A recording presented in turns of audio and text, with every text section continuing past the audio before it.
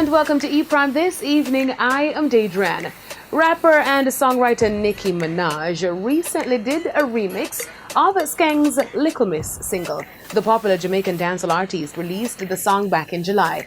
Now, the collaboration with the Trinidadian rapper was initiated by Nicki, who was openly expressing her fondness of Skeng's music. Up until yesterday, the two had been conversing via Messenger and on phone, even on social media. Now, Nicki Minaj posted a video last evening on her Instagram page showing her fans that she and Skeng met and is in the same physical space. Let's take a look.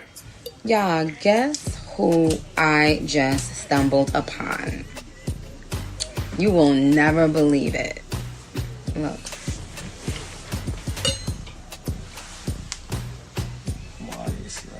Nicki Minaj has been collaborating with quite a few Jamaican dancehall acts, including Beenie Man, Egyptian, and Movado, and on many occasions expressed her love for Jamaica and its culture.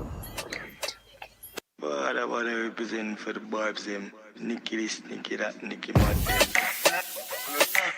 Caribbean girls running. Pull it on.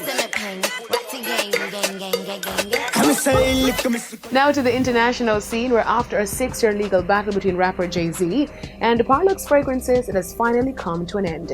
In 2013, Parlux Fragrances claimed that Jay-Z had breached his contract when he failed to promote their partnership brand Gold Jay-Z, causing the scent's sales to fall. Jay-Z was cleared of $67 million in damages regarding the deal by the Manhattan jury, and later won $4.5 million in unpaid royalties by Parlux in November last year.